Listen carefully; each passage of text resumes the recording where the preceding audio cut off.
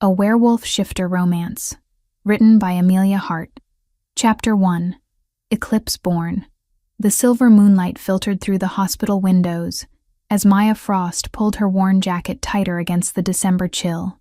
At 22, she had learned to navigate the world with careful steps, always watching, always hiding.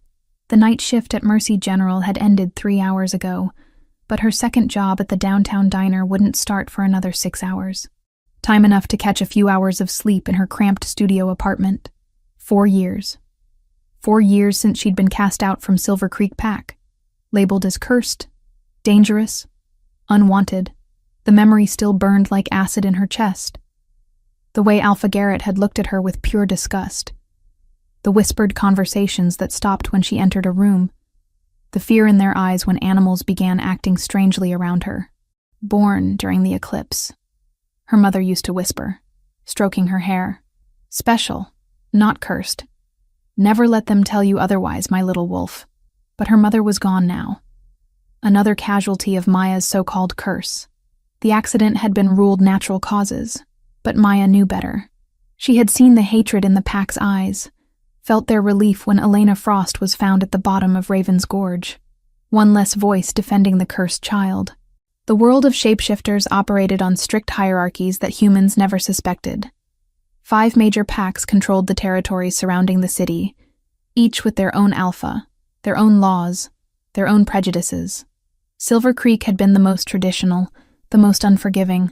Alpha Garrett ruled with an iron fist, believing in ancient superstitions and bloodline purity. To him, Maya represented everything wrong with modern shifting. Unpredictable, uncontrollable, tainted by forces beyond understanding. She had tried to make peace with her human life. 3 jobs kept her barely afloat. The hospital, the diner, and weekend shifts at a local veterinary clinic. The irony wasn't lost on her that she found more acceptance among humans than she ever had with her own kind. Dr. Martinez at the clinic often commented on her natural way with injured animals, how even the most aggressive dogs calmed in her presence. If only he knew the truth.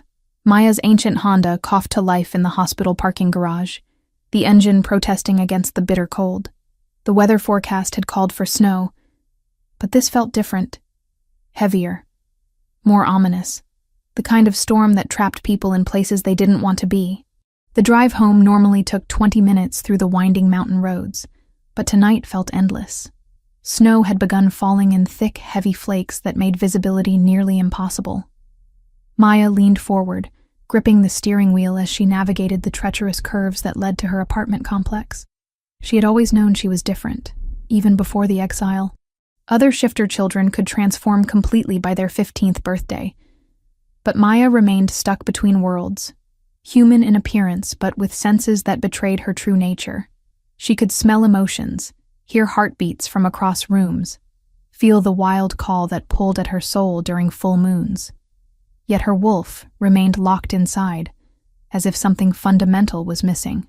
The prophecy that sealed her fate had been whispered among the elders for generations. When eclipse shadows fall upon a child's birth, the ancient blood awakens. Beast Speaker returns to bridge the worlds, but darkness follows in her wake. They had decided she was the darkness, not the bridge. Maya's phone buzzed against the passenger seat. Another unpaid bill. Another reminder of how precarious her existence had become. She reached for it without thinking, taking her eyes off the road for just a moment. The deer appeared from nowhere, its eyes reflecting her headlights like twin moons. Maya yanked the steering wheel hard to the right, but the icy road offered no grip. The Honda spun in a slow, sickening circle before sliding sideways into a massive pine tree with a sound like breaking bones. Silence settled over the mountain road like a burial shroud. Steam rose from the crumpled hood as snow continued to fall, already beginning to cover the wreckage. Maya's head throbbed where it had struck the side window, and something warm trickled down her temple. Her door was jammed shut, the frame bent beyond recognition. She had to get out, had to find help. The temperature was dropping rapidly, and her human body wouldn't survive the night exposed to the elements. Using her shoulder, Maya forced the passenger door open and stumbled into the storm. The cold hit her like a physical blow, cutting through her thin jacket and scrubs as if they were made of paper. Her ankle twisted on the uneven ground, sending sharp pain shooting up her leg. Blood from the head wound had frozen in her hair, and each breath felt like swallowing ice. No cell service. Of course. This section of mountain road was notorious for dead zones, one of the reasons she rarely took this route. But tonight's detour to avoid construction had led her straight into disaster. Maya began walking, each step a monumental effort as the snow deepened around her feet. The storm was worsening, transforming the familiar landscape into an alien wasteland of white. She couldn't see more than a few feet in any direction, couldn't tell if she was walking toward civilization or deeper into the wilderness. Her body was shutting down. She could feel it in the way her thoughts became sluggish, how her limbs felt disconnected from her will. Hypothermia was setting in, and her shifter healing could only do so much when she couldn't access her wolf form. The cruel irony that she might die alone on a mountain road, just miles from where she'd been born, wasn't lost on her. Maybe this is how it ends, she thought as she stumbled again, her knees hitting the frozen ground. Maybe this is what they always said I deserved. The snow was beautiful, she realized. Peaceful. Each flake caught what little light remained, creating a world of crystal and silence. As her vision blurred and darkness crept in from the edges, Maya Frost closed her eyes and let the storm claim her. She never heard the sound of an approaching engine cutting through the night. Chapter 2. Steel and Snow. Adrian Blackthorne had learned to trust his instincts long before he became an alpha. Tonight, something pulled at him through the storm, an urgency he couldn't explain. He had been returning from Seattle, another grueling negotiation with human investors who had no idea they were funding a supernatural empire. His Bentley cut through the snow with precision, but even luxury couldn't make this drive pleasant. At 28, Adrian commanded respect from both worlds. The human corporate sphere where he'd built a billion-dollar technology empire, and the supernatural realm where he ruled the Midnight Ridge Pack with calculated authority. The dual existence exhausted him sometimes, but it was the price of protecting over 200 pack members who depended on his leadership. The storm had worsened in the past hour, transforming the mountain roads into skating rinks. He should have stayed in Seattle another night. But something had driven him home with unusual urgency. His wolf paced restlessly beneath his skin, sensing danger or opportunity. He couldn't tell which. That's when he saw the wreckage. The Honda sat crumpled against a massive pine, steam rising from its destroyed engine like a ghostly prayer. Adrian pulled over immediately, his enhanced senses already cataloging details. Recent crash, single occupant, blood scent mixing with something else. Something that made his wolf sit up and take notice. He found her 20 yards from the vehicle, collapsed in the deepening snow like a broken angel. Dark hair spilled across white powder, and blood had frozen in crimson streaks down her pale face. She wore hospital scrubs under a thin jacket, completely inadequate for this weather. Human, he assumed, until he caught her scent properly. Shifter, but unlike any he'd encountered before. Adrian knelt beside her, checking for a pulse. Weak but steady. Her skin was ice cold, lips tinged blue with hypothermia. He had minutes, maybe less, before her body shut down completely. Without hesitation, he lifted her into his arms, surprised by how fragile she felt, despite the strength he sensed, sleeping beneath her surface. The Bentley's heated interior provided immediate relief, as Adrian settled her in the passenger seat, cranking the temperature to maximum. He grabbed an emergency blanket from the trunk, wrapping it around her small frame while keeping one eye on the road. His estate was 15 minutes away if he pushed the speed limit. She didn't have 15 minutes. "Come on," he murmured, pressing his foot harder on the accelerator. "Stay with me." Her eyelids fluttered halfway through the drive, confusion clouding dark brown eyes as consciousness returned in fragments. She tried to speak, but managed only a weak sound that might have been protest. Adrian felt an unexpected surge of protectiveness, his wolf responding to her distress with unusual intensity. "You're safe," he said, surprised by the gentleness in his own voice. "I found you on the mountain road. You've been in an accident." She struggled to focus on his face, her brows drawing together as she processed his words. When recognition failed to dawn, he realized she didn't know who he was. Most shifters in the region recognized Adrian Blackthorne on sight, but this woman looked at him like any stranger who'd offered help. The Blackthorne estate rose from the mountainside like something from a Gothic novel, all stone and sharp angles softened only by the falling snow. Adrian pulled into the circular drive, already mentally cataloging what she would need: medical attention, warm clothes, food, answers to questions she hadn't asked yet. Carrying her again, he noticed how she fit perfectly against his chest, how her scent, wild honey mixed with something distinctly untamed, seemed to wrap around his senses. His staff would be asleep at this hour, but Dr. Reynolds lived on the property specifically for emergencies like this one. The main foyer impressed most visitors with its soaring ceilings and crystal chandelier, but the woman in his arms remained unconscious as he carried her to one of the guest suites. The room was decorated in warm earth tones, with a fireplace he quickly lit, and windows that would offer spectacular mountain views once the storm passed. Dr. Reynolds arrived within minutes, a compact woman in her 50s, who'd been treating pack members for over a decade.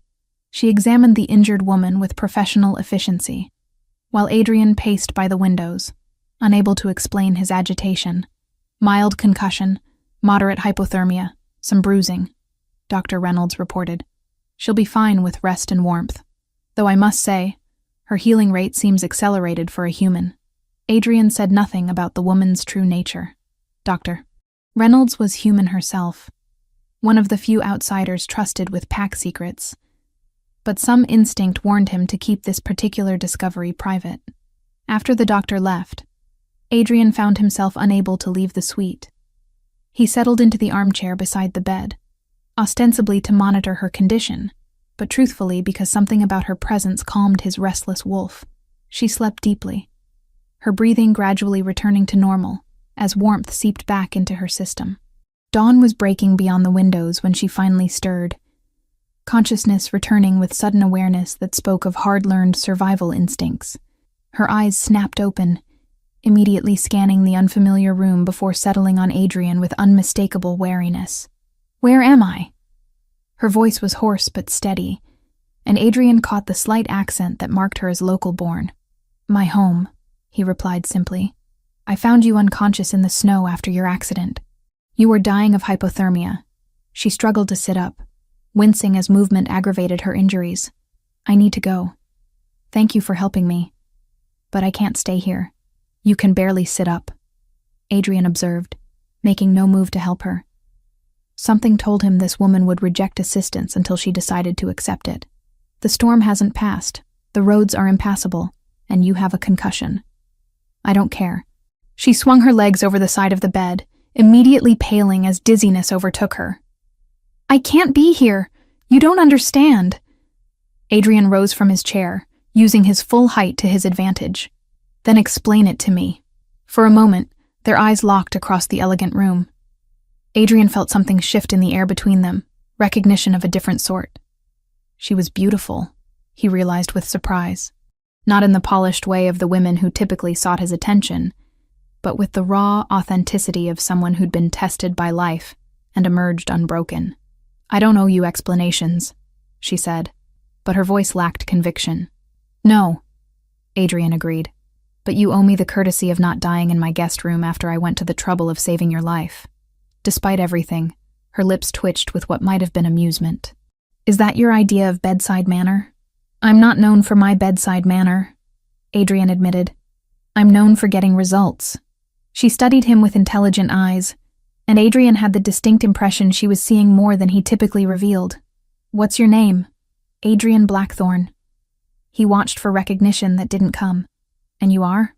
A long pause. "Maya." "Maya what?" "Just Maya." Her tone suggested the conversation was over. Adrian felt his wolf stir with interest at her defiance. Most people, supernatural or human, deferred to his authority instinctively.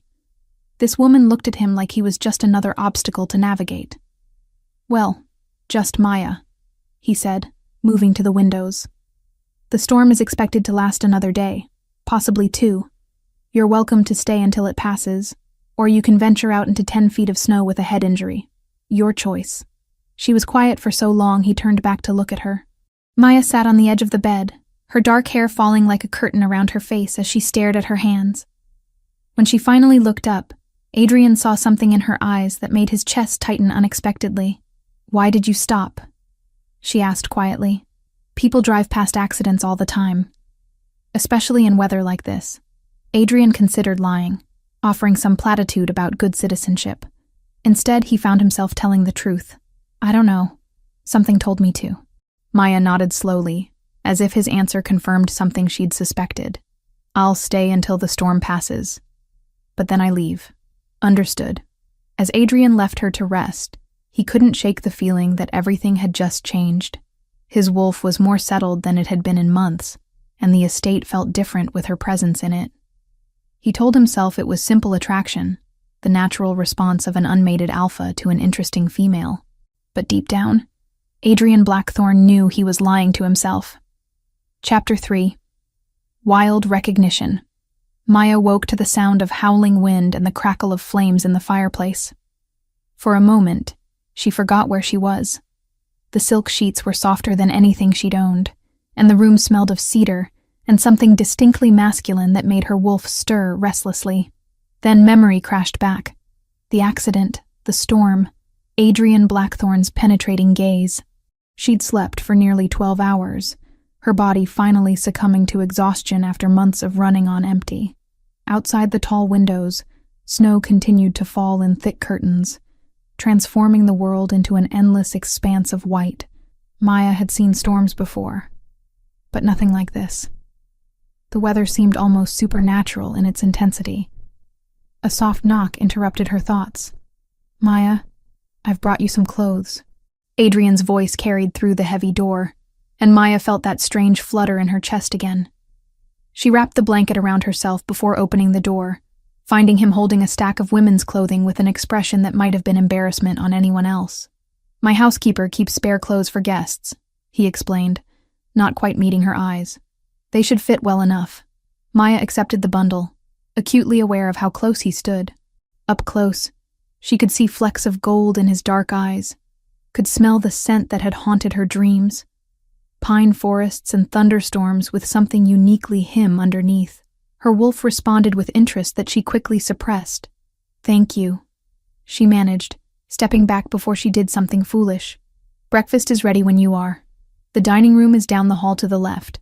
After he left, Maya examined the clothes with growing unease. The sweater was cashmere, the jeans designer denim that probably cost more than she made in a week. Everything fit perfectly, which raised questions she wasn't ready to consider. How had he known her size? How prepared was Adrian Blackthorne for unexpected female guests? The dining room continued the estate's theme of understated luxury. A mahogany table that could seat 12, windows offering panoramic views of the storm-lashed mountains. Adrian sat at one end, reading something on his tablet while coffee steamed in a mug beside him. He looked up when she entered, and Maya caught something in his expression that vanished too quickly to identify. "How are you feeling?" he asked, gesturing to the chair beside him rather than the far end of the table. "Better." Maya sat carefully, still fighting occasional dizziness. The clothes fit perfectly. "Lucky guess." Something like that.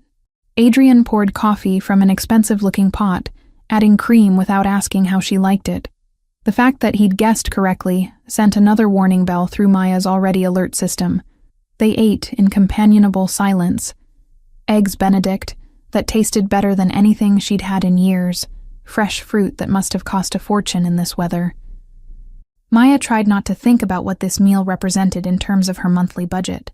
Tried not to feel guilty for enjoying luxury she couldn't afford. "Tell me about yourself," Adrian said eventually, his tone carefully casual.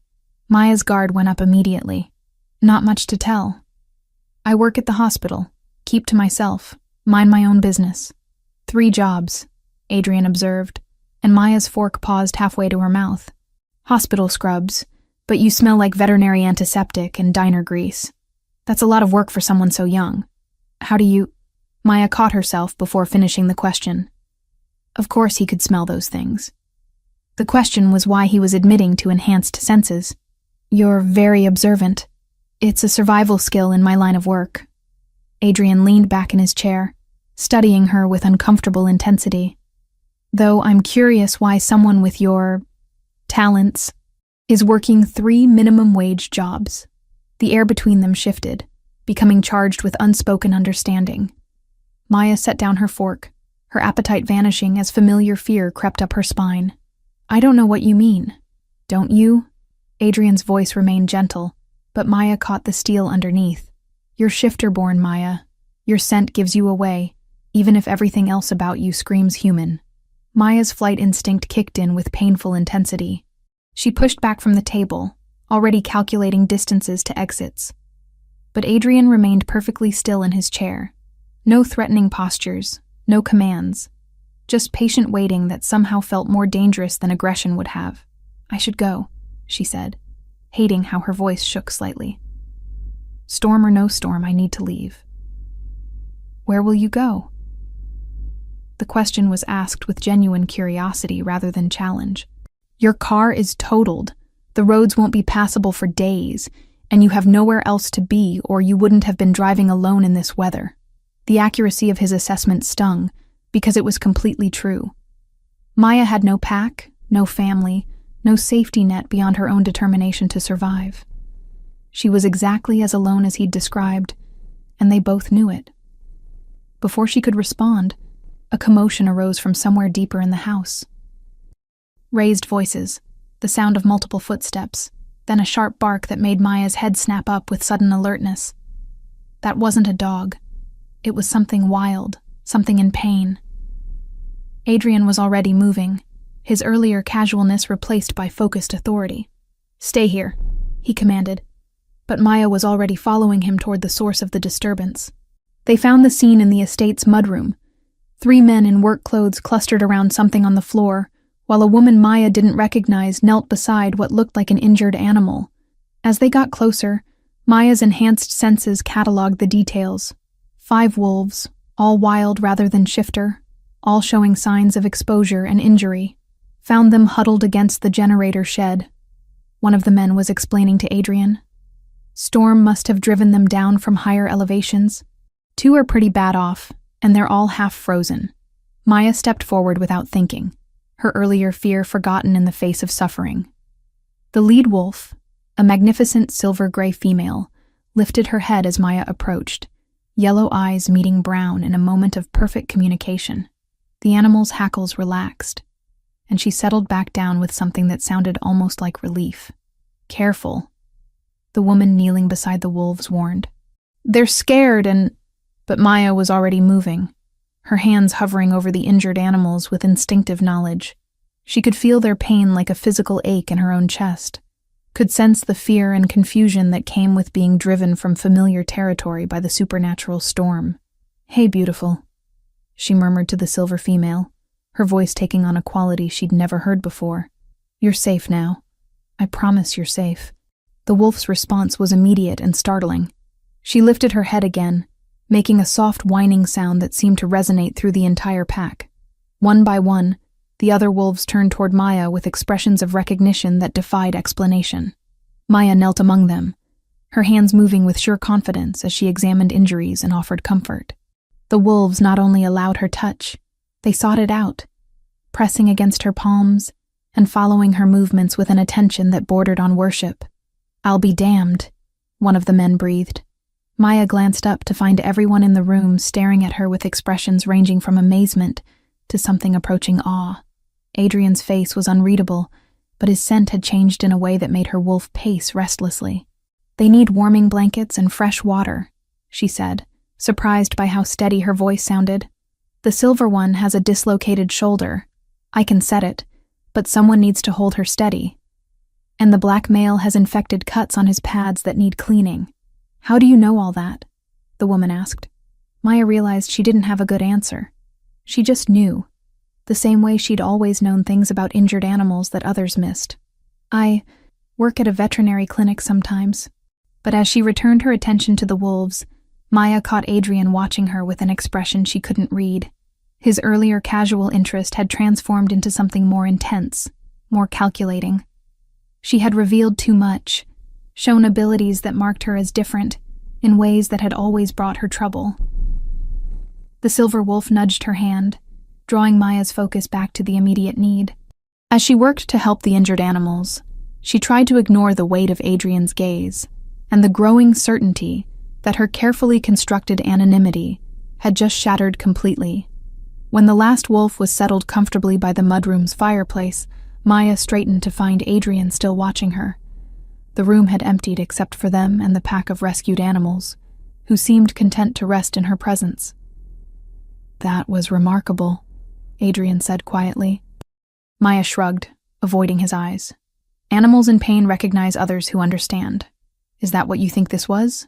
His voice carried a note she couldn't identify. Understanding? Before Maya could answer, the silver wolf lifted her head and howled, a sound of pure communication that seemed to echo through the estate's stone walls. Within moments, the other wolves had joined in, creating a harmony that resonated in Maya's bones like a call to home. As their voices faded, Maya realized the storm outside had gentled to a whisper. But the real storm, the one building between her and Adrian Blackthorne, was just beginning. Chapter 4. Dangerous Territory. The next morning brought crystalline sunshine and the kind of profound silence that only follows a major storm. Maya woke to find the rescued wolves still sleeping peacefully in the mudroom, their presence having transformed the practical space into something resembling a wild sanctuary. She'd checked on them twice during the night, unable to resist the pull she felt toward their vulnerable forms. Adrian found her there at dawn, sitting cross-legged among the pack with a cup of coffee growing cold in her hands. The silver female had positioned herself as close as possible without actually touching, while the others formed a protective semicircle around Maya's seated figure. "They trust you completely," Adrian observed, settling onto a nearby bench with his own steaming mug. "Animals sense things we can't," Maya replied without looking up. "They know when someone won't hurt them." Something in her tone made Adrian study her more carefully. The defiance from yesterday had softened into something more complex, acceptance mixed with an ancient sadness that seemed too deep for someone so young. He found himself wanting to understand what had put that look in her eyes. "The storm's passed," he said eventually. "Roads should be clear by afternoon." Maya nodded, her fingers unconsciously stroking the silver wolf's fur. "Then I'll leave today. Thank you for everything you've done." "Where will you go?" Adrian asked the same question as before, but this time it carried different weight. He'd spent half the night researching Maya Frost. What little public record existed painted a picture of someone living deliberately under the radar. "I'll figure something out. I always do." Adrian set down his coffee and leaned forward slightly. "What if I offered you an alternative?" Maya's hand stilled on the wolf's fur, but she didn't look up. "What kind of alternative?" "The pack has a veterinary clinic that serves the community.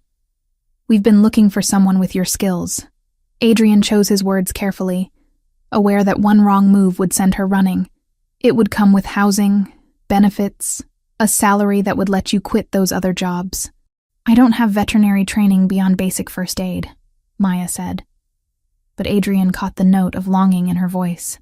"Dr. Chen, who runs the clinic, says training can be provided for the right person. Someone with natural instincts." Adrian paused meaningfully. "Someone animals trust instinctively." Maya finally looked at him, and Adrian felt that same electric awareness that had been building since he'd found her in the snow. She was beautiful in the morning light, her dark hair catching golden highlights, and her brown eyes reflecting depths he was only beginning to explore. "Why?" she asked simply. "Because you're wasted working 3 dead-end jobs when you could be doing something that matters." Adrian found himself being more honest than he'd intended. "Because watching you with those wolves yesterday was like watching someone come alive." Heat flickered between them, a tension that had nothing to do with job offers and everything to do with the way Maya's scent seemed to wrap around his senses. Adrian had dated plenty of women, sophisticated humans who understood his wealth, powerful shifters who appreciated his status. None of them had ever made his wolf pace restlessly just from proximity. "I can't," Maya said, but her voice lacked conviction. "You don't understand the situation. Then explain it to me." Adrian moved closer, close enough to catch the wild honey scent that seemed to intensify when she was emotional. "What are you running from?" Maya stood abruptly, disturbing the wolves' peaceful arrangement. The silver female whined softly in protest, but remained where she was. "It's complicated." Most things worth understanding are complicated. She paced to the windows, wrapping her arms around herself as she stared out at the snow-covered landscape. Adrian remained seated, recognizing the body language of someone preparing to flee. His wolf wanted to pursue, to corner her until she had no choice but to accept his protection. But his human mind understood that approach would only drive her away faster. "I was exiled from my birth pack," Maya said finally, the words coming out like pulled teeth. 4 years ago. They considered me dangerous. Dangerous how? Maya laughed, but there was no humor in the sound. "Would you believe cursed? Born during an eclipse? Supposedly destined to bring disaster to anyone foolish enough to keep me around?" Adrian felt something cold settle in his chest. He knew enough about pack politics to understand what exile meant. Complete abandonment, loss of protection, rejection by one's own kind. It explained her wariness, her determination to remain anonymous, the careful way she held herself apart from others. "What pack?" he asked, though he suspected he already knew. "Silver Creek." Maya's voice was barely above a whisper. "Alpha Garrett decided I was too much of a risk after my mother died. Accidents tend to happen around me, you see. People get hurt." Adrian's jaw clenched involuntarily. Garrett Morrison was old-school territory, the kind of alpha who ruled through fear and superstition. If he'd exiled Maya over eclipse birth nonsense, it said more about his insecurities than any real danger she might represent. "That's archaic bullshit," Adrian said with quiet fury that made Maya turn from the window in surprise. "Eclipse births are rare, not cursed. The old stories got twisted over time. Tell that to the pack members who started avoiding me after my 15th birthday. Maya replied bitterly. "Tell that to my mother, who died defending someone everyone considered a walking disaster." The pain in her voice made Adrian's protective instincts flare dangerously. He rose from the bench, closing the distance between them before Maya could retreat. "You're not a disaster. What I saw yesterday with the wolves wasn't dangerous. It was a gift. Gifts can be dangerous," Maya said. But she didn't step away when Adrian moved closer. "You don't know what I'm capable of. Show me." The words left Adrian's mouth before he could stop them, charged with challenge and something deeper. "Show me what makes you so dangerous." Maya's eyes widened at the direct dare. For a moment, Adrian thought she would bolt after all. Then something shifted in her expression. Defiance replacing fear. Strength overriding vulnerability. She stepped closer, close enough that Adrian could feel the heat radiating from her skin. "You want to see dangerous?" Maya's voice dropped to barely above a whisper. "You want to know why Alpha Garrett was so eager to be rid of me?" Before Adrian could respond, Maya placed her palm flat against his chest. The contact sent electricity shooting through every nerve ending, but it was nothing compared to what happened next. Adrian's wolf, always controlled and disciplined, suddenly surged forward with desperate hunger. Not for dominance or territory, but for the woman standing so close he could count her eyelashes. Maya's scent intensified, wild honey mixed with something that called to every primal instinct Adrian possessed. Around them, the rescued wolves stirred restlessly, sensing the shift in energy. The silver female lifted her head and made a sound that was part whine, part recognition. "This," Maya breathed, her hand still pressed against Adrian's chest. "This is what happens. People can't think clearly around me, can't make rational decisions. Animals become obsessed, territorial. Pack dynamics fall apart because everyone's either protecting me or trying to drive me away." Adrian's rational mind tried to process her words, but his wolf was completely focused on the woman in front of him. He wanted to pull her closer, to bury his face in her neck and breathe in that intoxicating scent until it replaced the air in his lungs. The intensity of his reaction should have been alarming. He was known for his control, his ability to think strategically even in emotional situations. "Adrian." Maya's voice cut through the haze of want clouding his thoughts. "Do you see now? This is why I have to leave. This is why I can't stay here or work for you or pretend I'm anything other than what I am." With enormous effort, Adrian stepped back, breaking the physical contact that was wreaking havoc on his system. The loss of her touch left him feeling strangely bereft, as if something essential had been taken away. That wasn't Ordinary attraction, he managed, his voice rougher than usual. No, Maya agreed, her own breathing slightly uneven. It wasn't. And it gets stronger over time, more dangerous. People start making choices they wouldn't normally make, taking risks they shouldn't take. Eventually, someone gets hurt.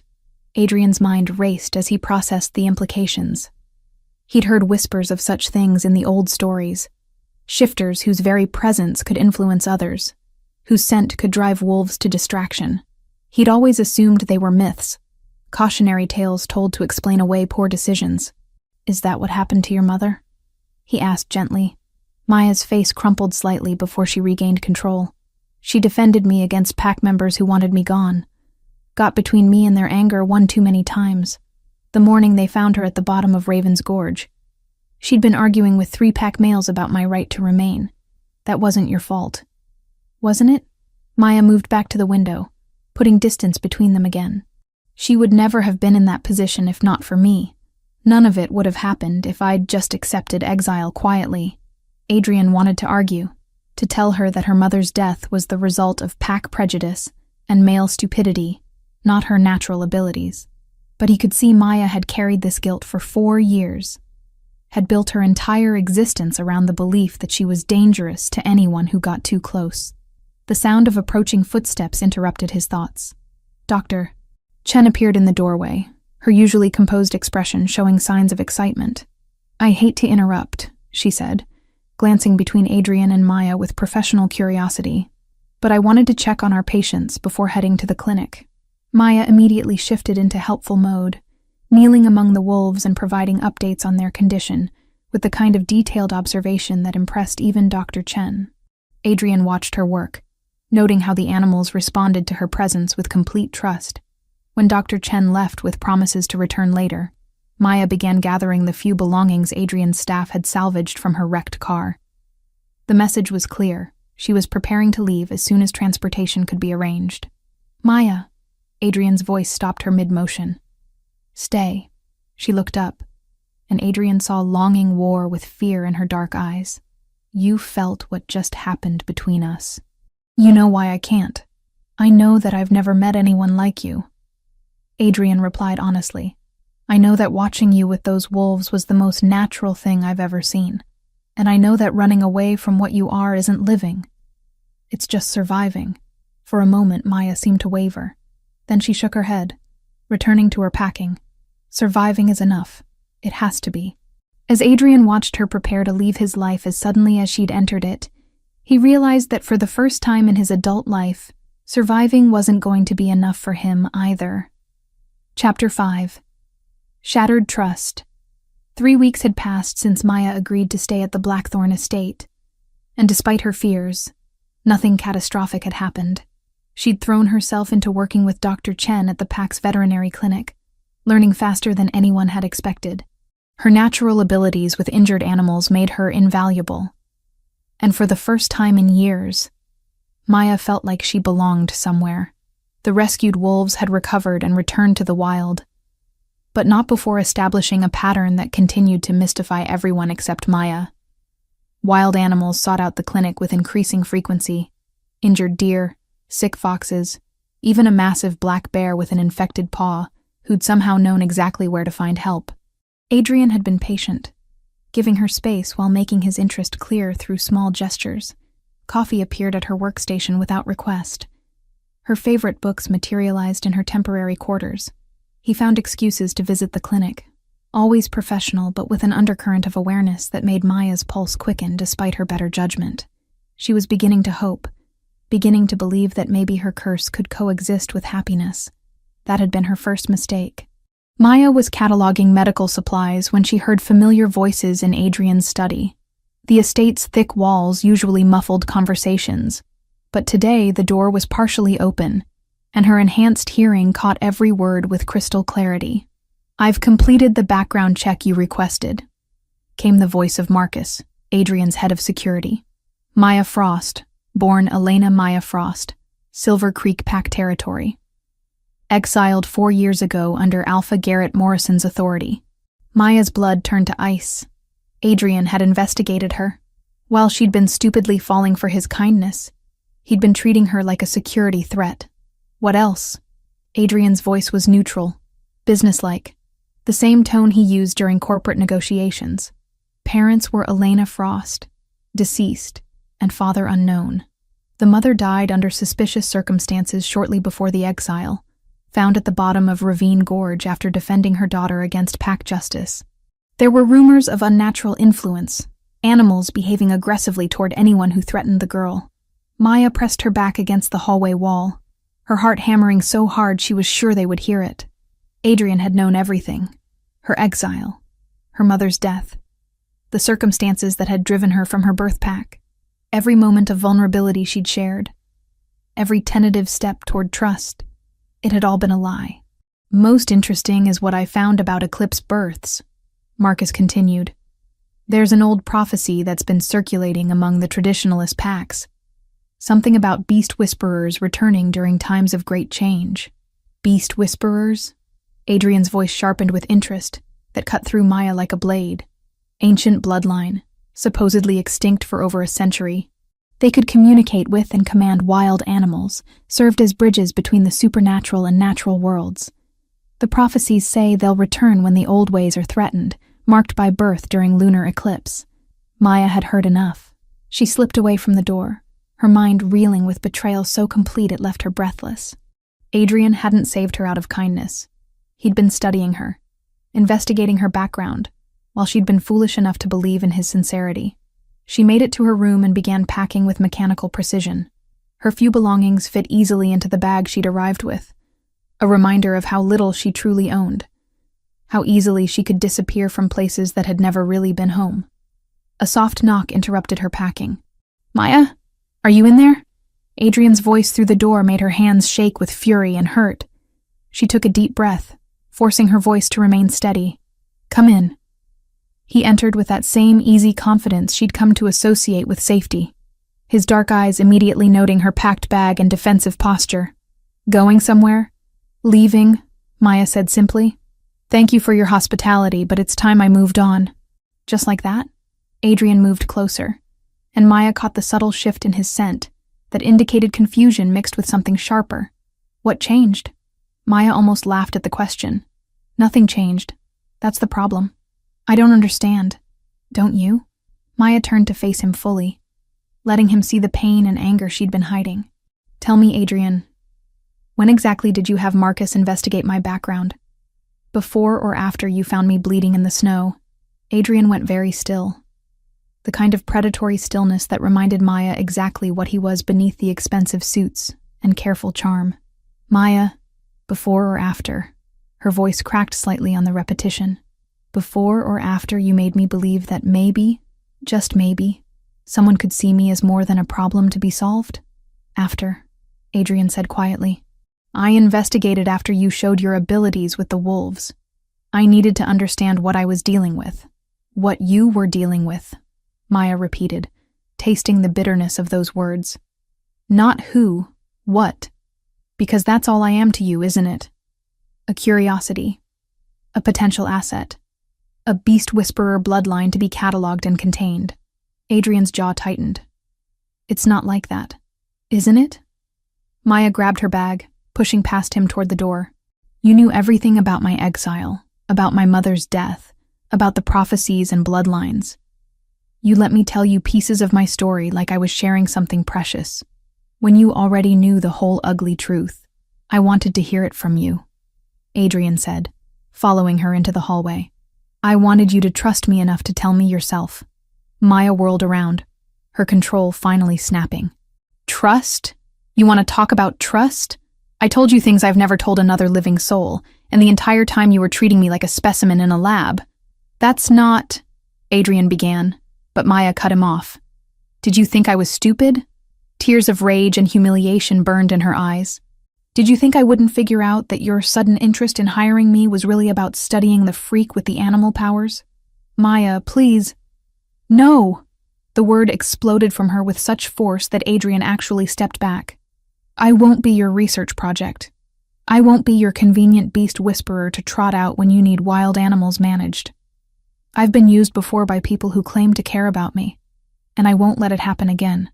Adrian's expression darkened, his alpha authority finally showing through the careful facade. "You're being ridiculous.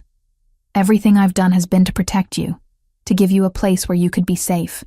Protect me?" Maya laughed bitterly. "Or protect your pack from me? Which is it, Adrian? Are you the savior or the warden?" The question hung between them like a blade, cutting through weeks of careful relationship building with surgical precision. Adrian's silence stretched too long, and Maya saw the truth in his hesitation. "Both," she whispered, the fight draining out of her as quickly as it had come. "You're both. You wanted to help me, but you also needed to make sure I wasn't a threat. You cared about me, but not enough to be honest. Not enough to see me as an equal rather than a problem to be managed." "Maya, don't." She held up a hand to stop him. "Please don't make this harder than it already is. We both know this was temporary. I should have left after the storm passed like I planned." Adrian moved to block her path to the stairs. "Where will you go? You have nothing. No money, no transportation, nowhere safe. I survived 4 years before I met you," Maya said with quiet dignity. "I'll survive whatever comes next." "The other packs know about you now," Adrian pressed. "Word travels fast in our world. Alpha Garrett has been making inquiries about your whereabouts. You can't just disappear again." Fear flickered through Maya's chest, but she refused to let it show. Alpha Garrett's interest could only mean one thing. He'd decided she posed enough of a threat to be worth hunting, but the alternative was staying with someone who saw her as a useful tool, rather than a person worth loving. "Then I'll deal with that when it happens," she said. "I won't trade one cage for another, no matter how gilded yours might be." Adrian's scent spiked with frustration, and something that might have been desperation. "This isn't a cage. This is a home. A place where you can be yourself without fear. A home where the owner investigates the guests behind their backs?" Maya shook her head sadly. "A place where I'm valued for my usefulness rather than my worth as a person? That's not a home, Adrian. That's employment with benefits." She pushed past him, and this time he let her go. At the top of the stairs, Maya turned back one last time, memorizing his face, despite the pain it caused. "For what it's worth," she said softly, "I was falling in love with you. The you I thought you were anyway. The man who saved a stranger in a storm without expecting anything in return. I'm sorry that man was just another beautiful lie." Adrian's face went pale, his mouth opening as if to speak. But Maya was already walking away. She made it to the front door before her composure cracked completely, tears finally spilling over as she stepped into the cold mountain air. Behind her, she heard Adrian call her name, but she didn't turn around. Some mistakes couldn't be undone with words, and some trust, once broken, could never be fully repaired. As Maya walked down the long driveway toward an uncertain future, she tried to convince herself that leaving was the right choice, that protecting her heart was worth the loneliness that stretched ahead like an endless winter road. But with each step that took her further from the estate, the hollow ache in her chest grew stronger, until Maya began to wonder if some kinds of pain were worse than the risks of staying. The sound of a car engine behind her made Maya's steps falter, hope and dread warring in her chest. But when she turned, it wasn't Adrian coming after her. The black SUV with Silver Creek pack markings sent ice through her veins, and Maya realized that her past had finally caught up with her. Her last thought before the tranquilizer dart hit her neck was that she should have trusted Adrian's warning about the other packs, should have trusted him about a lot of things. The darkness that claimed her tasted like regret and missed chances, like love that might have been if she'd been brave enough to stay and fight for it. Chapter 6. Awakening. Maya's consciousness returned in fragments, the taste of copper in her mouth, the burn of rope against her wrists, the familiar scent of pine and damp earth that meant she was back in Silver Creek territory. Her head throbbed where the tranquilizer had hit, but beneath the physical pain, something else stirred, something that had been sleeping for far too long. She kept her breathing steady, and her eyes closed, using her enhanced senses to map her surroundings. Underground space. Probably the old root cellar beneath the pack house.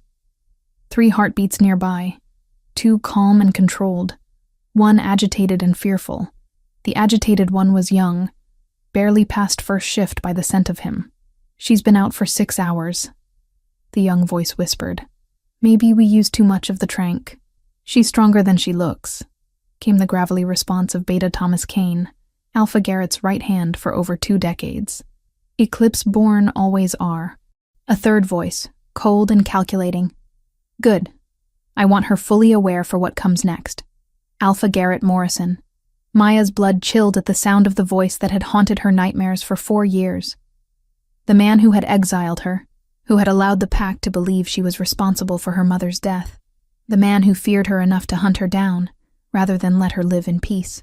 "Sir," the young wolf said hesitantly, "the Council of Alphas has been asking questions about our operations. If they find out we crossed into Blackthorn territory to take her, the Council can kiss my ass," Garrett snarled. "This abomination should have been dealt with years ago. I was weak, listened to her mother's pleading, let sentiment cloud my judgment. But the prophecies are clear. Beast whisperers bring chaos. They upset the natural order." Maya heard footsteps approaching her position, felt Garrett's presence like a cold shadow falling across her face. She forced herself to remain limp, to show no signs of consciousness, even as every instinct screamed at her to fight. 4 years she's been out there, growing stronger, learning to use abilities that should have died with the old bloodlines. Garrett continued, his voice dropping to a dangerous whisper.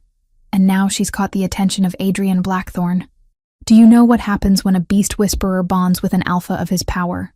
"No, sir," the young wolf replied nervously. "They become unstoppable. 2 minds linked, one controlling supernatural politics, and the other commanding every wild creature within a 100-mile radius. The old stories speak of such pairs bringing down entire kingdoms." Maya's heart clenched despite her situation.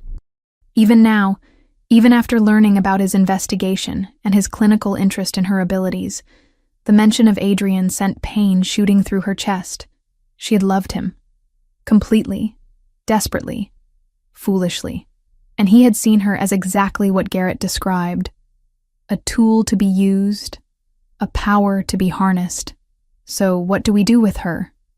Beta Thomas asked. "Same thing we should have done 4 years ago," Garrett replied with chilling finality. "We put her down like the rabid animal she is." The casual discussion of her murder snapped something inside Maya's chest. Not her heart, that had already been shattered by Adrian's betrayal. Something deeper, more primal. The part of her that had been caged and suppressed since her first exile. The wild core that had been whispering at the edges of her consciousness her entire life. Maya's eyes snapped open, and for the first time in her life, they blazed with the golden fire of her true nature fully awakened. "Hello, Garrett," she said, her voice carrying harmonics that hadn't been there before. "Miss me?" The alpha stumbled backward, his face going pale as he took in the change in her appearance. Maya's ordinary brown eyes now held flecks of molten gold that seemed to pulse with their own light. Her scent had intensified, becoming something wild and untamed that made even Thomas step back instinctively. "Impossible," Garrett breathed. "The tranquilizer should have kept you under for hours more." Maya flexed against her bonds, testing their strength. Heavy rope, professionally tied, designed to hold a shifter. But as her newfound awareness expanded, she realized the ropes weren't her real prison. Fear was. 4 years of hiding, of believing she was dangerous, of accepting others' judgment of her worth. "You know what I've learned in my exile, Garrett?" Maya asked conversationally. "I've learned that the only thing more dangerous than a beast whisperer is a beast whisperer with nothing left to lose." She closed her eyes and reached out with senses she'd never fully understood, calling to the wild hearts that beat in the darkness beyond the cellar walls. The response was immediate and overwhelming. Dozens of creatures stirring in the forest above, their primitive minds touching hers with recognition and welcome. "What are you doing?" Thomas demanded, but his voice carried the edge of panic. Maya smiled, and it was not a human expression. "I'm coming home." The first sounds came from the pack house above, scratching at windows, the thud of bodies against doors. Then howls began echoing through the forest, not the organized calls of shifter packs, but the wild harmony of creatures that knew no alpha but the one calling them. Garrett pulled a silver blade from his belt, the kind designed specifically for killing supernatural beings. Thomas, the ritual circle. Now. But before either man could move, the cellar door exploded inward in a shower of splinters and steel. A massive black bear filled the doorway, its eyes reflecting Maya's golden fire as it fixed its attention on the humans who had dared cage its mistress. Behind the bear came a stream of forest creatures, wolves, coyotes, lynx, even a pair of mountain lions whose presence in this region defied all natural explanation. They flowed into the small space like a living tide, surrounding the 3 Silver Creek pack members with calm, predatory patience. "Sweet Mother Luna," the young wolf whispered, pressing himself against the far wall. Maya felt the ropes binding her wrists simply fall away, dissolved by the touch of a small fox whose intelligence far exceeded its species. She rose to her feet with fluid grace, her movements now carrying the coordinated power of someone who truly understood what she was. "This is what you were so afraid of," she said to Garrett, her voice carrying the authority of someone who had finally stopped apologizing for her existence. Not chaos, not destruction, unity, the kind of power that can't be controlled by fear or tradition, or the small minds of small men. Garrett raised his blade, but a low growl from the black bear froze him in place. The sound echoed through the assembled creatures, a warning that vibrated in frequencies only supernatural senses could detect. "You killed my mother," Maya continued, her golden eyes never leaving Garrett's face. "Oh, you didn't push her yourself, but you created the circumstances that led to her death. You poisoned the pack against her, made her an outcast for defending her child. She chose her side," Garrett snarled, but his voice shook. "She chose the abomination over the pack. She chose love over fear," Maya corrected, "something you've never been capable of understanding." The young wolf, barely 18 by his scent, suddenly stepped forward, his courage surprising everyone in the room. "Alpha," he said quietly, "maybe we should reconsider. She's not doing anything violent. She's just talking." Garrett's face twisted with rage. "Shut up, boy. You don't understand what you're seeing." But Maya saw the truth in the young wolf's eyes. Recognition, not of a monster, but of someone who could choose mercy when she had every right to choose vengeance. The creatures surrounding them remained perfectly still, waiting for her command, but showing no aggression beyond their protective positioning. "What's your name?" Maya asked the young wolf gently. "David," he replied, ignoring Garrett's warning growl. "David Chen." Maya's eyes widened slightly. "Dr. Chen's son." "Yes." David's voice grew stronger. "She told me what you did at the clinic, how you helped animals that no one else could reach. That doesn't sound like someone who brings chaos." The truth of his words seemed to resonate through the assembled creatures, who shifted closer to Maya with something that looked almost like pride. She was their voice, their protector, their bridge between worlds that had been separated for too long. "You see, Garrett," Maya said softly, "the next generation isn't afraid of change. They understand that different doesn't mean dangerous." Garrett's grip tightened on his blade. "I won't let you corrupt our young with your unnatural influence. The only thing unnatural here is your hatred," Maya replied. "But I'm not here for revenge, no matter how much you might deserve it." She gestured to the creatures surrounding them, and they began filing back toward the destroyed doorway with the same eerie coordination they'd shown entering. Only the black bear remained, its massive form blocking any potential escape route. "I'm here for something much more valuable than vengeance," Maya continued. "I'm here for the truth. And the truth is that beast whisperers were never the problem. We were the solution, bridges between the supernatural and natural worlds, healers of the rifts that fear creates." As the last of the wild creatures disappeared into the forest above, Maya felt a familiar presence at the edge of her expanded awareness. Her heart clenched as Adrian's scent reached her, carrying notes of desperation and determination that spoke of a frantic search finally ended. "Maya!" His voice echoed through the damaged pack house above, followed by the sounds of multiple shifters spreading out in search formation. "It seems your time is up," Maya said to Garrett, but her attention was divided now. Adrian had come for her. Despite everything that had broken between them, He had tracked her to enemy territory and brought what sounded like half his pack as backup. The question was, had he come to rescue her or to reclaim a valuable asset? "This isn't over," Garrett snarled, but his threat rang hollow with Adrian's pack so close. Maya looked at him with something that might have been pity. "Yes, it is. The old ways are dying, Garrett. The question is whether you'll adapt or be left behind." As Adrian's footsteps thundered down the cellar stairs, Maya took a deep breath and prepared to face the man who had broken her heart. The woman who had fled the estate in tears was gone, replaced by someone who finally understood her own worth. Whether that would be enough to bridge the chasm between them remained to be seen. Chapter 7. Soul-deep Adrian's heart stopped when he saw Maya standing in the ruined cellar, surrounded by the remnants of what looked like a supernatural army. Her eyes blazed with golden fire he'd never seen before, and her scent had transformed into something wild and untamed that made his wolf howl with recognition. She was magnificent and terrifying, and absolutely, undeniably his. Maya. Her name left his lips like a prayer, relief flooding through him so completely that his knees nearly buckled. "Thank God you're alive." Behind him, Marcus and 6 other pack members fanned out, their weapons trained on Garrett and his men. The Silver Creek Alpha looked smaller than Adrian remembered, diminished by fear and the weight of his own cruelty. Beta Thomas kept his hands visible and his posture submissive, clearly recognizing the shift in power dynamics. "Adrian." Maya's voice carried new harmonics that resonated in his bones. "You came. Did you think I wouldn't?" He stepped closer, ignoring the warning growls from Garrett's faction. "When I found your note. When I realized what had happened." "What note?" Maya's golden eyes narrowed with confusion. Adrian's blood chilled as he processed her response. "The note you left, explaining why you had to go, telling me not to follow." But even as he said the words, he knew the truth. There had been no note. Maya had been taken, not run away.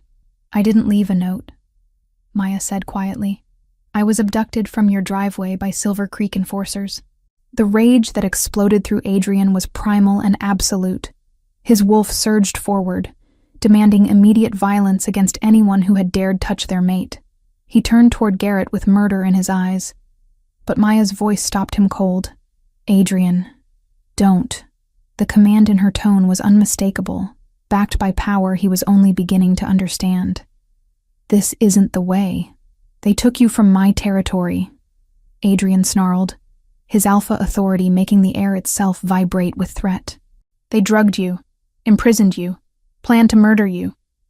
There are laws. Laws that you broke when you investigated me behind my back," Maya interrupted, and the words hit Adrian like physical blows. "Laws that you ignored when you decided I was a problem to be managed rather than a person to be trusted." The truth of her accusation silenced the righteous fury burning in Adrian's chest. Even now, even after everything that had happened, the hurt in her voice cut deeper than any physical wound could have. "Maya," he began, but she held up a hand to stop him. "We'll deal with our issues later," she said with devastating calm. "Right now, we have bigger problems." She turned to face Garrett directly, and Adrian watched in fascination as every creature that had answered her call earlier began returning to the cellar. They moved with supernatural coordination, filling the space until it seemed impossible that so many wild animals could coexist in such proximity without chaos. "You want to know what a real beast whisperer can do?" Maya asked Garrett, her voice carrying the authority of someone who had finally stopped hiding from her own power. "Watch." The animals began to sing. It started with the wolves, a harmony that was nothing like pack communication Adrian had ever heard. This was older, deeper, the kind of music that predated human civilization. The other creatures joined in with their own voices, until the entire cellar resonated with a sound that seemed to come from the earth itself. Adrian felt the song in his bones, in his blood, in the places where his human and wolf selves merged. It spoke of unity, of balance, of the interconnectedness of all living things. This wasn't domination or control. It was communion on a level that transcended species. "This is what you've been so afraid of," Maya said to Garrett over the wild symphony. "Not power over nature, but partnership with it. Not chaos, but harmony you're too small-minded to understand. Young David Chen stepped forward again, his face shining with something approaching wonder. "It's beautiful," he breathed. "Why did we never learn that it could be beautiful?" "Because your alpha chose fear over understanding," Maya replied, but her tone held no malice. "Because it's easier to hate what you don't comprehend than to admit you might be wrong." Garrett's face was pale but determined.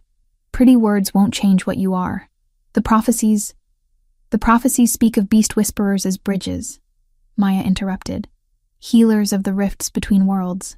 You turned them into horror stories because you were afraid of losing control." The wild song gradually faded, leaving behind a silence that felt heavy with possibility.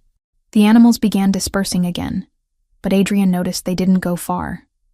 They were establishing a perimeter, protecting their chosen one even as they granted her space to handle human affairs. "Adrian," Maya said, turning to face him fully for the first time since he'd arrived. "Why did you really come after me?" The question was deceptively simple, but Adrian understood the weight behind it. Everything between them, their future, their past, the fragile hope of healing, balanced on his answer. "Because I love you," he said, the words ripping from somewhere deeper than his throat. "Because I've been a fool, and an ass, and probably a dozen other things you could rightfully call me, but mostly because losing you made me realize that I'd rather have you angry at me than not have you at all." Maya's golden eyes searched his face with uncomfortable intensity. "That's not enough," she said quietly. "Love without trust is just obsession." "You're right." Adrian took a step closer, hyper-aware of the wild creatures watching his every move with protective interest. "I investigated you because I was scared. Not of what you might do to my pack, but of what you were already doing to me." "What do you mean?" Adrian ran a hand through his hair, struggling to find words for feelings he'd never examined too closely. "From the moment I found you in that snow, you changed everything. My priorities, my instincts, my understanding of what I wanted from life. I'd built my entire existence on control, on knowing every variable and managing every risk.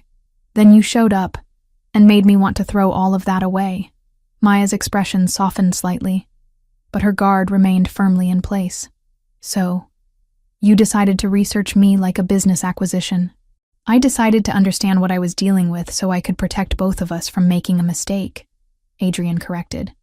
"But you're right. I should have been honest. I should have told you what I was doing and why. Should have trusted you with my fears instead of trying to manage them in secret." "Should have. Could have. Would have," Maya said with bitter humor. "The story of our entire relationship." "Then let me tell you what I will do," Adrian said, his voice carrying the full weight of alpha authority. "I will spend every day earning back your trust. I will choose transparency over control, partnership over protection. I will prove that when I say I love you, I mean all of you, not just the parts that are convenient or controllable."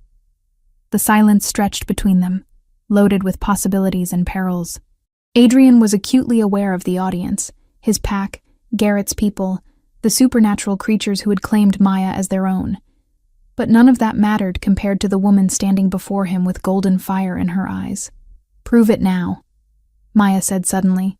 "Make a choice, right here, right now, that shows me you mean what you say." Adrian looked around the cellar, his gaze falling on Garrett and his men. Justice demanded retribution for what they'd done: kidnapping, imprisonment, attempted murder. His pack expected him to enforce territorial law, to make an example that would prevent future incursions. But Maya was watching him with those impossibly beautiful eyes, and Adrian realized she was offering him a test he couldn't afford to fail. "Marcus," he said, without taking his eyes off Maya. "Stand down." "Sir?" Marcus's confusion was evident. "They violated our territory, took one of ours." "Stand down," Adrian repeated, his alpha command leaving no room for argument.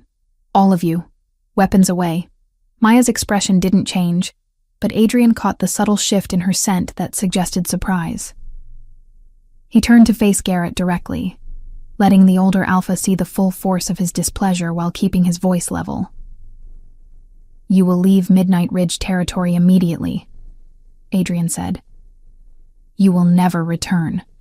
You will never again threaten, harass, or interfere with Maya in any way. If you violate any part of this agreement, I will bring the full weight of the Council of Alphas down on your head for territorial violation and attempted murder. You can't just... Garrett began, but Adrian cut him off. I can and I am. Consider it a mercy you don't deserve. Adrian's smile was sharp enough to cut glass. The alternative is letting Maya's new friends handle pack justice in their own way. Somehow I don't think you'd prefer that option. As if summoned by his words, the black bear that had remained in the cellar moved closer to Garrett, its massive form radiating patient menace. The Alpha's face went white as he realized how thoroughly the power dynamics had shifted. This isn't over, Garrett snarled, but the threat carried no real weight. Yes, Maya said with finality. That brooked no argument. It is. As Silver Creek Pack filed out under the watchful eyes of both Midnight Ridge enforcers and wild guardians, Adrian found himself alone with Maya for the first time since she'd walked away from his estate. The weight of everything unsaid hung between them like a bridge waiting to be crossed. That was the right choice, Maya said eventually. It was your choice, Adrian replied. I just finally learned how to listen. Maya studied his face for a long moment, and Adrian held himself still under her scrutiny. When she finally spoke, her voice was soft with cautious hope. We have a lot to work through, she said. Trust doesn't rebuild overnight. And I'm not the same person who left your estate 3 weeks ago. Neither am I, Adrian assured her. I'm hoping we can figure out who we are together. Maya stepped closer, close enough that Adrian could feel the heat radiating from her skin. Her scent was still wild and untamed, but underneath it, he caught traces of the woman who had captivated him from their first meeting. I love you too, she whispered, and Adrian's heart nearly stopped. Despite everything, despite the hurt and the mistakes and the impossible situation we're in, I love you. Maya. She placed her finger against his lips, silencing him. But loving you isn't enough anymore. I need partnership, equality, honesty. I need to know that when you look at me, you see Maya first and Beast Whisperer second. I see the woman who makes me want to be better than I am, Adrian said against her finger. I see my match, my equal, my mate. The last word hung in the air between them, loaded with supernatural significance that neither of them had dared acknowledge before. Maya's eyes widened at the public declaration, at the claim that would bind them together in ways that transcended human understanding. Is that what you want? She asked quietly. A true mating bond? Not just romance, but the joining of souls that can never be undone? Adrian looked into her golden eyes and saw his future reflected there, wild and untamed and absolutely perfect. More than I've ever wanted anything, he said. If you'll have me. Maya smiled then, the first real smile he'd seen from her since their reunion. It transformed her face completely, replacing the careful control with radiant joy that made Adrian's chest tight with love. Then we do this properly, she said, under the full moon, with both packs as witnesses, according to the old ways that honor what we both are. As they sealed the promise with a kiss that tasted like coming home, Adrian realized that sometimes the best things in life were worth the wait, and worth fighting for. Chapter 8. New Beginnings. 6 months after the mating ceremony that had united not just 2 souls, but 2 packs in unprecedented harmony, Maya stood at the window of their shared office overlooking the expanded Midnight Ridge sanctuary.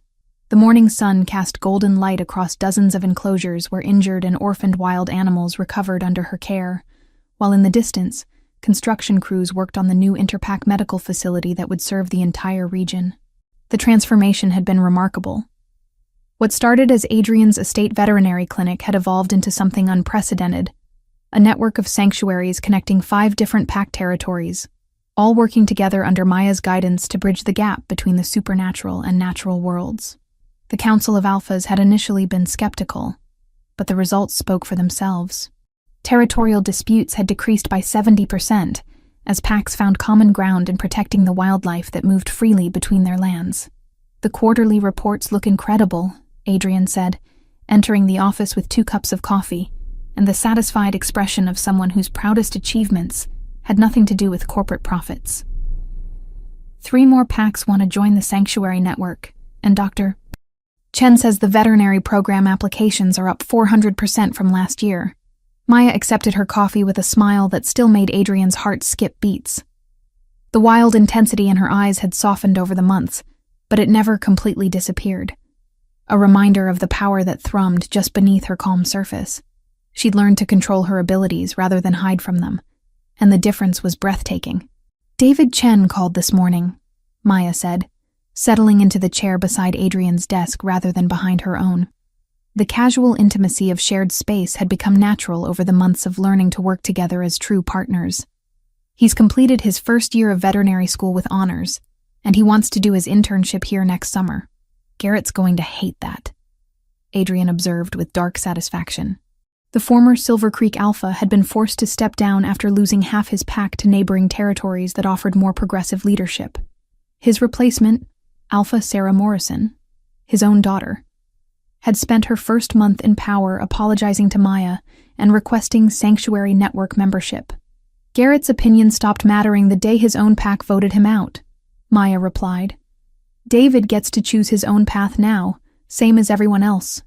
Adrian set down his coffee and pulled Maya from her chair into his lap, a gesture that had become routine whenever they discussed the positive changes rippling through their world.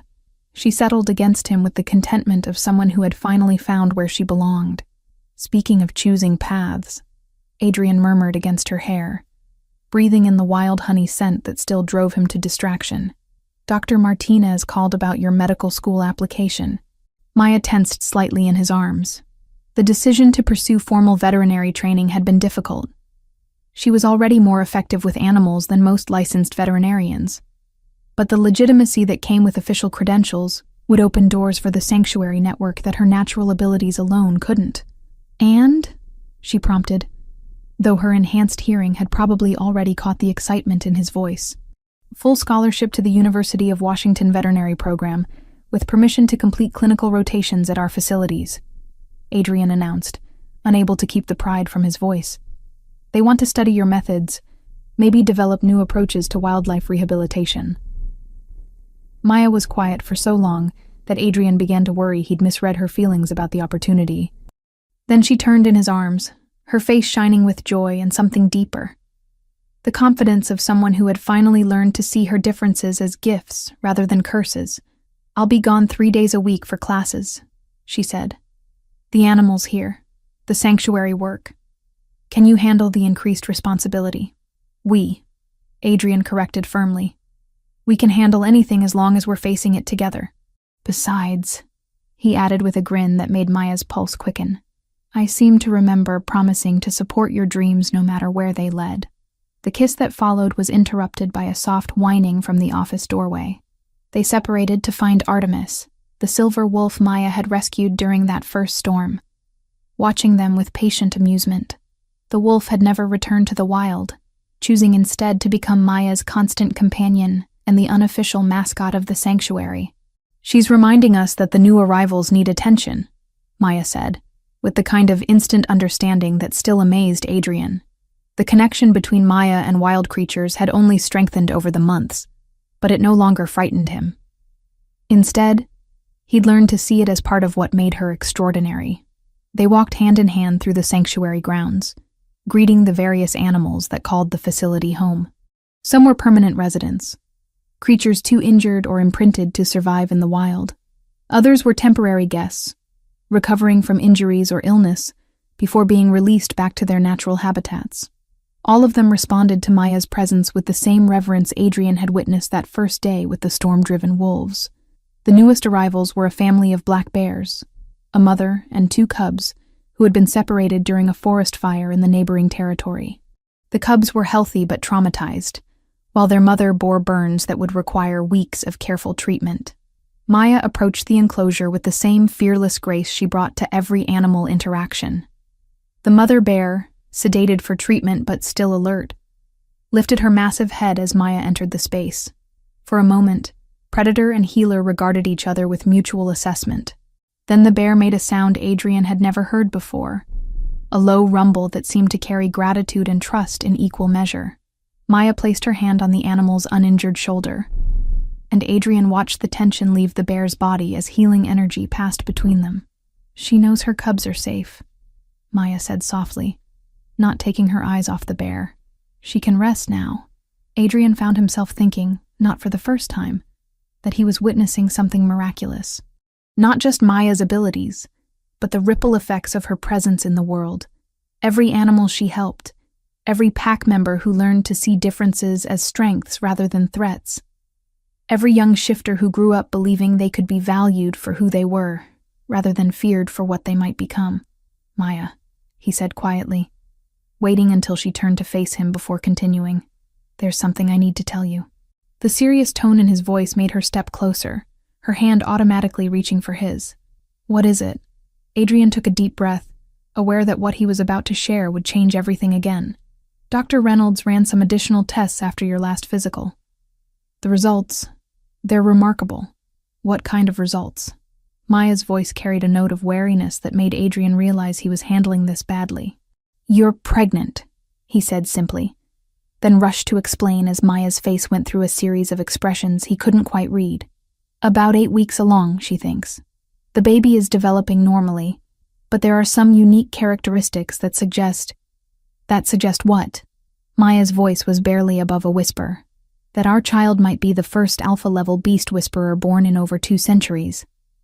Adrian finished. The genetic markers are unlike anything on record. Maya sank onto a nearby bench, her hand instinctively moving to her still flat stomach. Adrian sat beside her, giving her space to process while remaining close enough to offer support. An alpha beast whisperer, she repeated slowly. Do you have any idea what that means? The kind of power, the responsibility, the expectations? I know it means our daughter will grow up in a world that's learning to celebrate differences instead of fear them, Adrian said gently. I know she'll have parents who understand what it's like to be different, who can teach her to use her gifts wisely.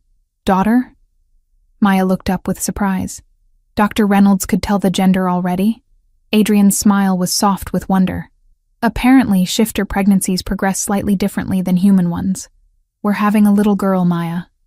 A little girl who's going to change the world just like her mother did. Tears gathered in Maya's golden eyes. Not from fear or uncertainty, but from overwhelming joy. She'll never have to hide what she is, Maya said with fierce protectiveness. Never have to apologize for her gifts or pretend to be less than she is. Never, Adrian agreed, pulling her close. And she'll grow up knowing that being different makes her special, not dangerous. As if sensing the significance of the moment, Artemis padded over to join them on the bench. The wolf rested her massive head on Maya's lap, her intelligent yellow eyes seeming to offer congratulations and protection in equal measure. The sanctuary network will need to expand again, Maya said eventually, her practical mind already working through implications.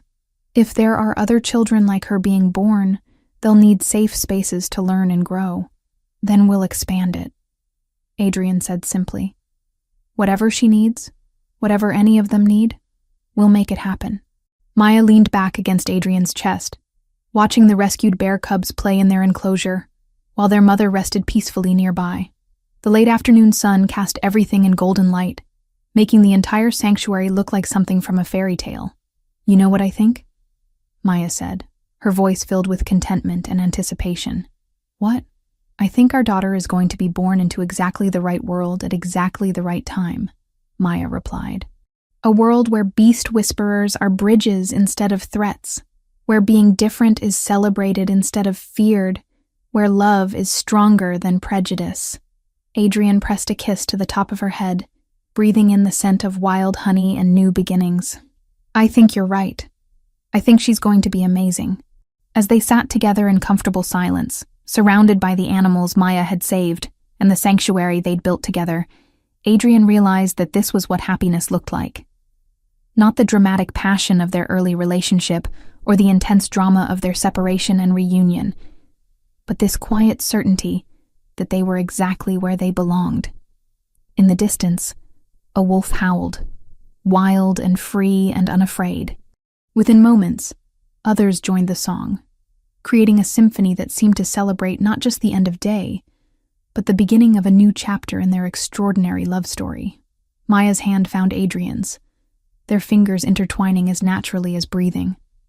Whatever challenges lay ahead, whatever new adventures awaited their growing family, they would face them together.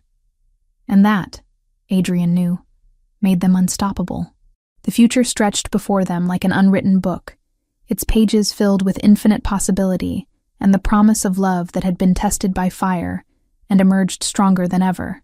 As the sun set over Midnight Ridge Sanctuary, casting long shadows across the land they had claimed and transformed together, Maya and Adrian began planning for tomorrow, and for all the tomorrows that would follow. The supernatural world is filled with souls still searching for their place, rejected shifters seeking acceptance, powerful beings learning to embrace their gifts, hearts yearning for love that sees beyond the surface. These untold stories are waiting for you. If Maya's journey from outcast to powerful Luna moved you, if Adrian's transformation from controller to true partner inspired you, then you know there's magic in every tale of love conquering fear. Share your thoughts below. Which moment touched your heart most? Your time with us tonight means everything. Hit that subscribe button and join our pack. Ring the notification bell so you never miss our next supernatural love story filled with forbidden romance, ancient powers, and bonds that defy all odds. Until the moon brings us together again, thank you for believing in love without limits.